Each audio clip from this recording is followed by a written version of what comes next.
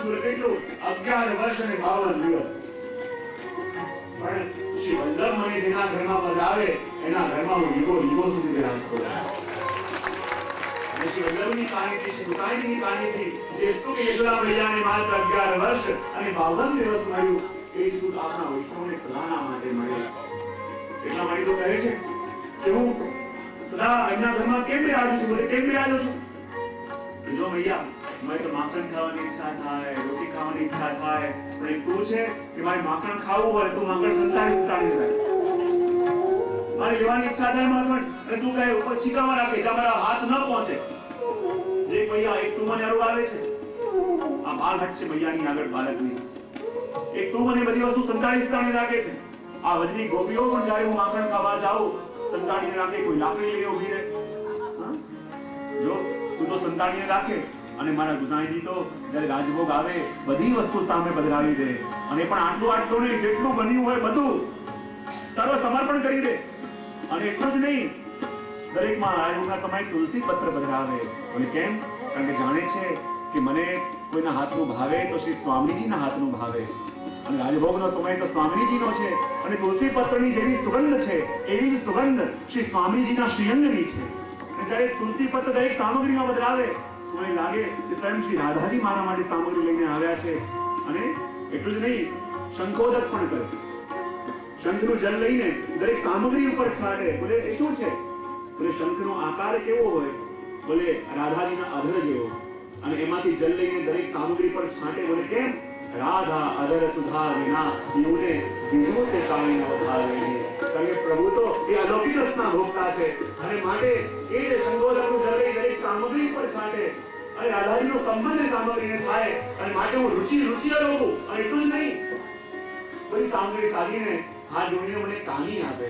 એક બાનાથ આ વિભક્તોના ભાવથી અરવજો, એક બાનાથ આચાર્ય ચરણના ભાવથી અરવજો, એક બાનાથ આ મારી કાનીથી અરવજો, એક બાનાથ આ જેટલા પણ સામગ્રી વિરાજમાન છે પ્રભુ એ કોઈને કોઈ ગોપીજનોના ભાવની સામગ્રી છે. એક બાનાથ ભોગ ધરે, ભાઈ ભોગ ધરી દરેક સામગ્રી ઉપર હસ્ત હલાવે. શું છે?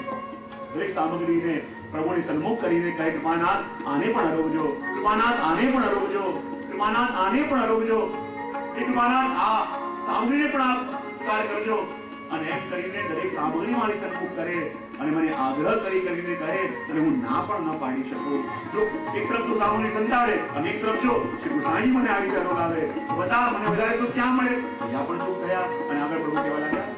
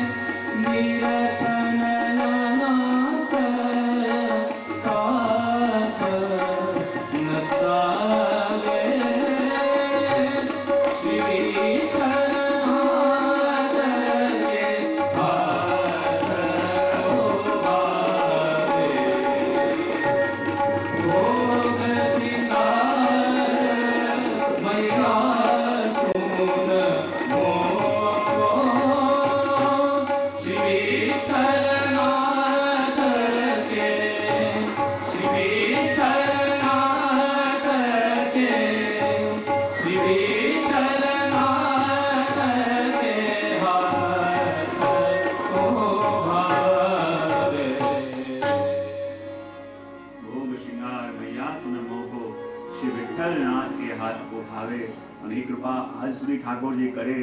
ચાહે સામગ્રી સિદ્ધ કરતા કરતા કેટલી ગલતી આપણાથી થઈ હોય, કેવી થઈ હોય, ચાહે આપણે ભોગ સરાયા પછી લઈએ કે ન લઈએ, અનુકૂળ આપણને લાગે કે ન લાગે, પણ જ્યારે સામગ્રી ઠાકોરજીની સન્મુખ કરીએ અને શ્રી ગુસાઈજીની કાની આપીએ અને ઠાકોરજી જોયા વિના ખૂબ પ્રેમથી બધી સામગ્રી અરોગી જાય. કારણ કે આપની કૃપા છે.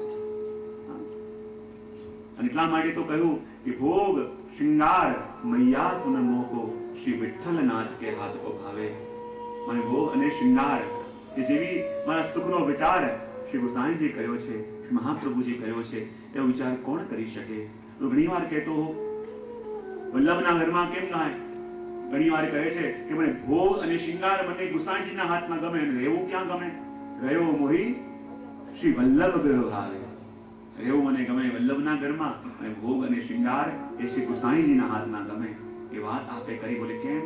કારણ કે શ્રી વલ્લભે, શ્રી મહાપ્રભુજીએ ઠાકોરજીને એ વસ્તુ આપી કે જે વસ્તુ સારસ્વત કલ્પની અંદર મૈયા પણ આપી શક્યા નથી. ઘણી વાતો એટલે શું ત્યારે સારસ્વત કલ્પની અંદર એકવાર પ્રભુ મૈયા પાસે આવ્યા અને કહે, મૈયા મારા મનમાં એક મનોરથ જાગ્યો છે. બોલે શું મનોરથ જાગ્યો છે? બોલે મારે લગ્ન કરવા છે. નાનકડા 5 વર્ષના ઠાકોરજી આવે, મૈયા મારે બ્યાહ કરવો છે. મૈયા કે તને ખબર છે બ્યાહ શું હોય? બોલે હા, ત્યાં સામે કોઈને લગ્ન થયા અને મારે પણ લગ્ન કરવા છે. બોલે અચ્છા, મને બતા તારે વહુ કેવી જોઈએ છે? બોલે એવી વહુ જોઈએ છે કે જે મને પોતાના હાથે સ્નાન કરાવે, પોતાના ખોળામાં બેસાડીને ભોજન કરાવે, અને બહાર જાય તો મને ખોળામાં લઈને પોતાની સાથે બહાર જાય. મૈયાને ચક્કર આવી ગયા. હવે આવું વહુ આના માટે ક્યાં ગોતવી? નાનકડા 5 વર્ષના બાળક છે.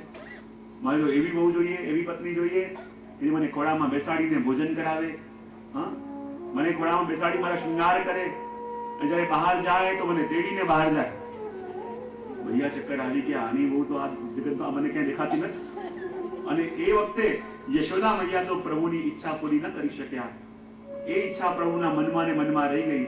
પણ જ્યારે કલિકાલ આવ્યો, શ્રી મહાપ્રભુજી પ્રગટ્યા, અને મહાપ્રભુજી જાણતા હતા કે પ્રભુના મનમાં એ મનોરથ અધૂરો રહી ગયો છે કે મારે એવી પત્ની જોઈએ કે જે પોતાના હાથે મને રોગાવે, પોતાના ખોળામાં બેસાડી મારા શૃંગાર કરે, બહાર જાય મને ઉચકીને જાય. તો એ મનોરથ પ્રભુનો કેવી રીતે પૂરો કરું?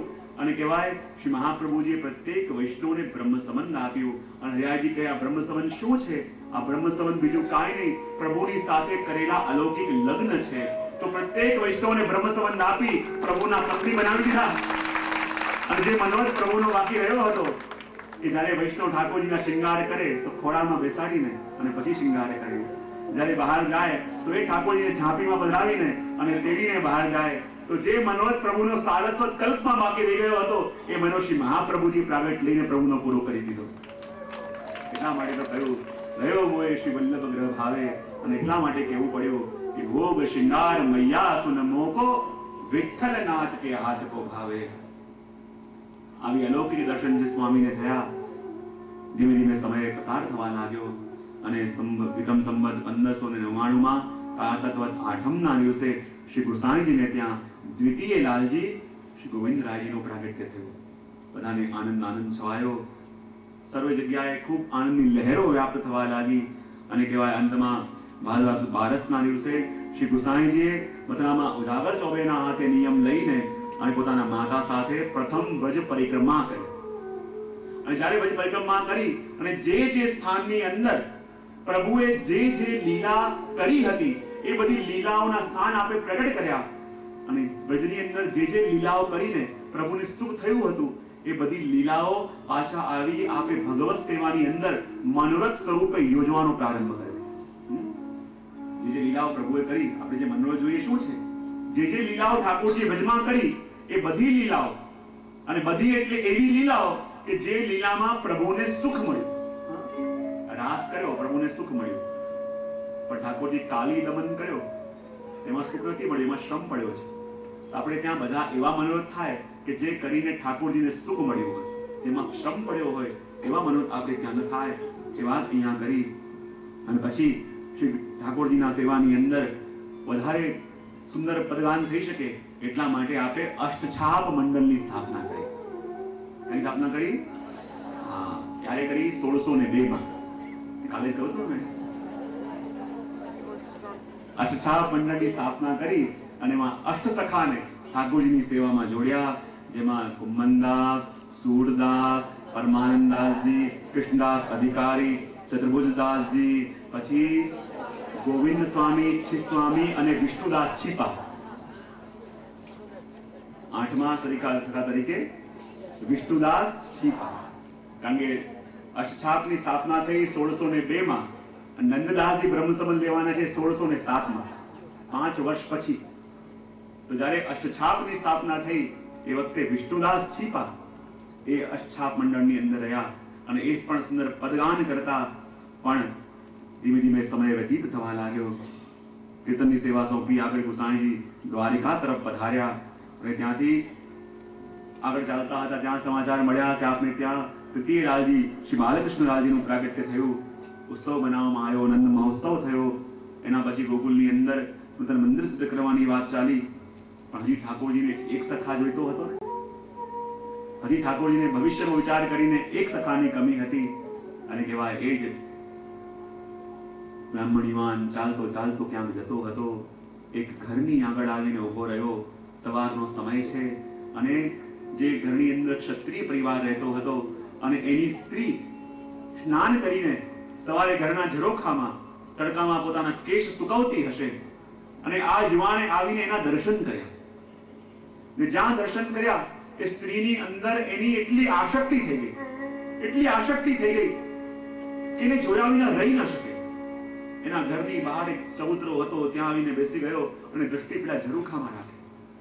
બધા લોકો ઘરના વિચાર કરવા લાગ્યા, વ્યક્તિ કોણ છે? આ યુવાન કોણ છે જે ઘરની સામે આવીને બેઠો છે અને વારે વારે જે કક્ષ પેલી શુક્રાણી સ્ત્રીનો છે એની તરફ જોયા કરે છે? ગામના લોકો જોશે, કેવી વાત કરશે? પેલી શુક્રાણી સ્ત્રી પણ જ્યારે બહાર આવી અને પેલાને જોયું કે સામે સામે જોયા કરે છે, સંકોચ થયો. દાસીને મોકલ્યું અને કહ્યું કે બતાવો તમે આમ સામે કેમ બેઠા છો, તમારે શું જોઈએ છે? દાસી નીચે આવી અને કહેવા લાગી કે યુવાન તમે કોણ છો? આવી રીતે તમે કોઈ સ્ત્રીના ભવનને જોયા કરો છો એ સારું ન કહેવાય. ગામમાં વાત ફેલશે તો કેટલું ખરાબ લાગશે, લોક નિંદા થશે, આ સ્ત્રીનું રહેવું મુશ્કેલ થઈ જશે.